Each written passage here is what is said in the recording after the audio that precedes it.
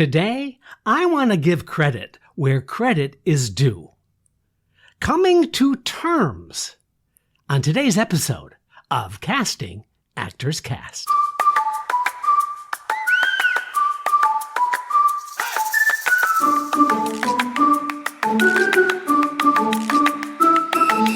It's time for another episode of Casting Actors Cast, insights for actors from a casting director. Here he is, your host, Jeffrey Dreisbach.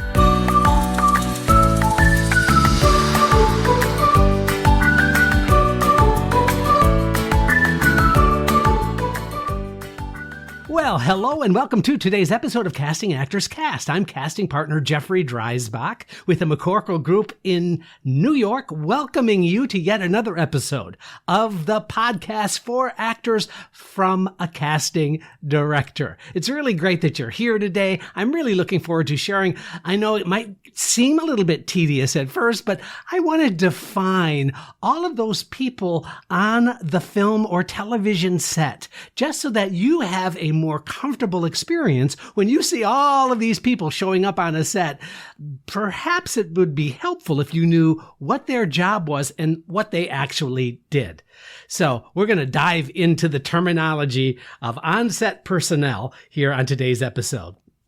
First, this is that moment of the podcast where I get to say, wow, thank you for tuning into Casting Actors Cast. Listen, if you have a question, a problem, a concern as it relates to being an actor in the profession, I am the guy who can actually help you. All you need to do is go to the website, castingactorscast, all one word.com, castingactorscast.com, and there you're going to find all kinds of information, not only about the podcast, but you'll also find a forum that says dive into the talent pool. It's right there where you can write to me, ask me some questions, and I might put your question on a future episode. Also, just out of the kindness of my heart, I am giving you an opportunity to get a free book on doing voiceover work when you fill out that form that says dive into the talent pool. It's a 100-page PDF on doing voiceover work called Conversation Pieces Out of the Studio, the voiceover workshop for professional actors. Also, there's a free 20-minute video, Casting Secrets, What They Don't Tell You. But guess what? I'm going to tell you in this free 20-minute video, so you might want to check those out as well. And finally, there is an email address if you want to just go to the email. You don't want to bother with the website or the freebies, although, you know, freebies. Anyway, the email address is castingactorscast@gmail.com. I've been doing these podcasts for about, I think we're almost up to 4 years now. And I am so grateful that you're there. And, I just also want to give my quick shout out to my dear good friends at actorsconnection.com, actorsconnection.com/New York, both in-person and online classes with casting directors, agents, managers, professionals in the industry, providing you up-to-date information about what's happening as far as the acting world is concerned, as far as being a professional. So I invite you to check them out. All right, let's jump into the subject at hand.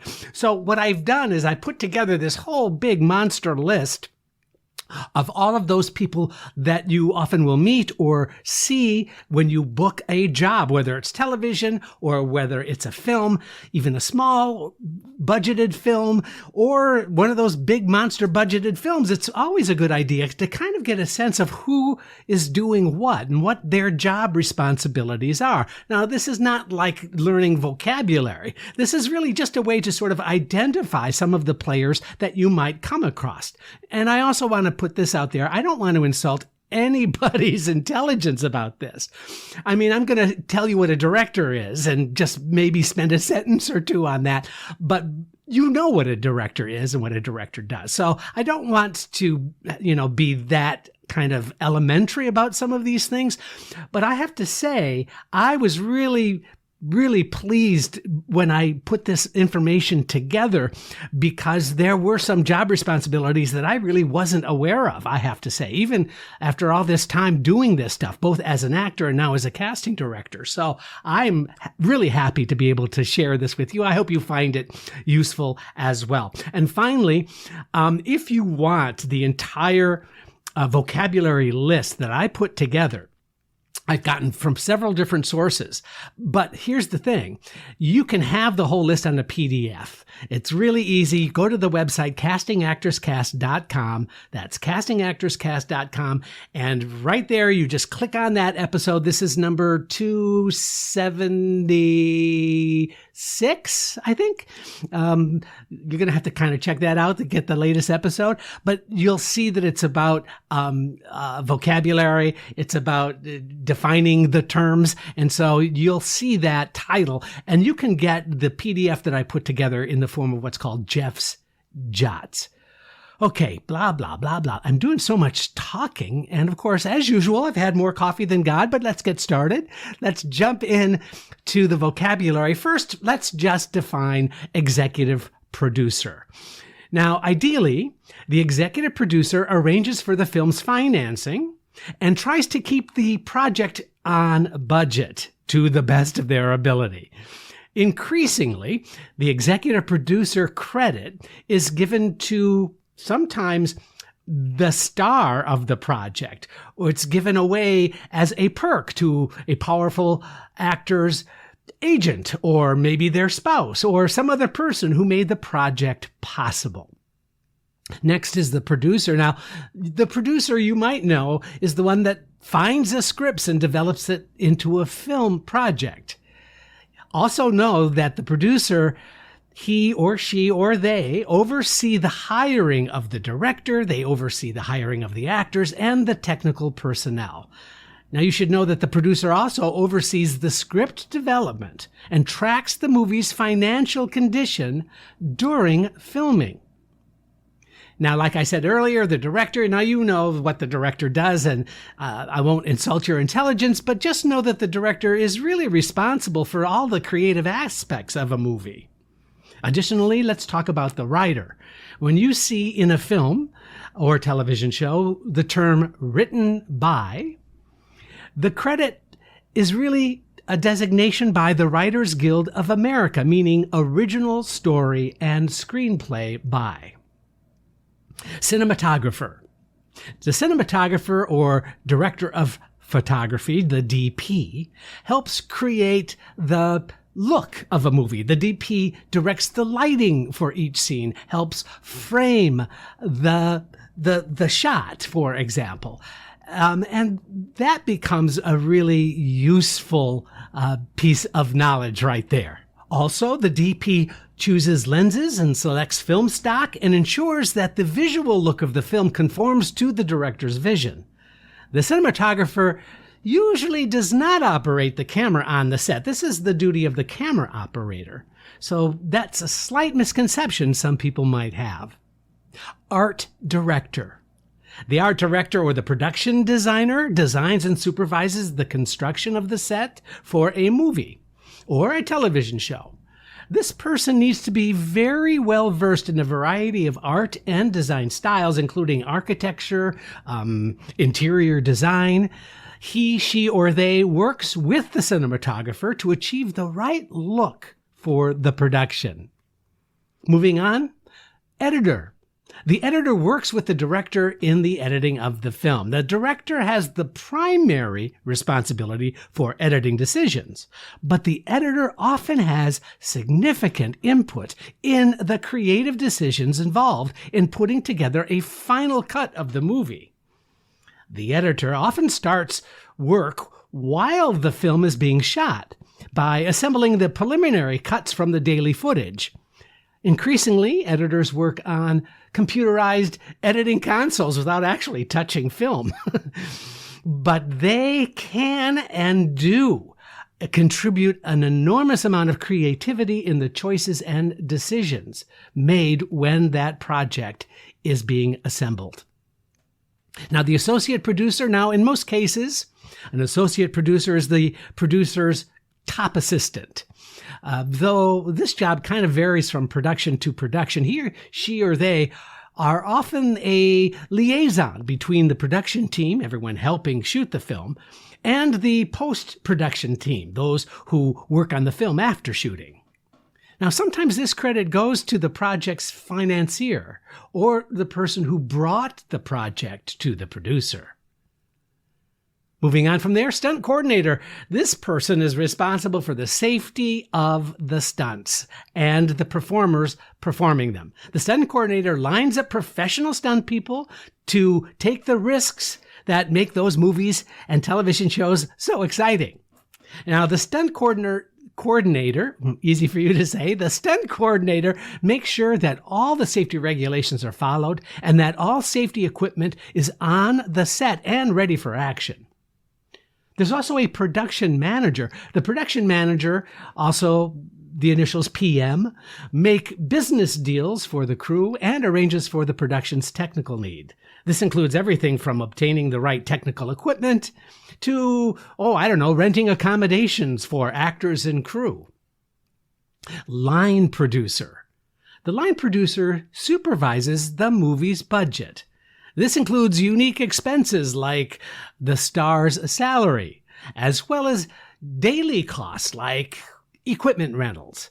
The production manager reports his or her expenses and needs to the producer. The production manager reports his, hers, or theirs expenses and needs to the line producer. The assistant director. The assistant director, AD, or first AD in larger productions, works to make the director more efficient. The AD plans a shooting schedule by breaking the script into sections that can be filmed in a single day and in the most efficient order. Now, during filming, the AD manages the set, helps set up the shots for the director, calls for quiet on the set, and coordinates the extras. The assistant director is also often a member of the Directors Guild of America. This person also helps the first AD place extras and controls crowds. Next, the storyboard editor. Now, the storyboard artist meets with the director of the film, who describes his or her idea of the camera shots, the camera angles, the camera placement, and action of the actors on the film. The actor then is drawn into the shots by the artist, as the director has described. They are usually in black and white, and they're usually drawn with a pencil, with a rectangle, which represents what the camera actually will see in the viewfinder. Moving on from there, the camera operator. The camera operator is a member of the camera crew and runs the camera as instructed by the director and the cinematographer. The camera operator is responsible for keeping the action in frame and responding quickly to the action as it unfolds. There's also an assistant cameraman. Often there is a first and second assistant cameraman, depending upon the size of the production. The first assistant cameraman is generally responsible for the maintenance of the camera. The first assistant cameraman also changes lenses, maintains focus during shots, marks the spots where actors will stand, and measures the distance between the camera and the subject matter.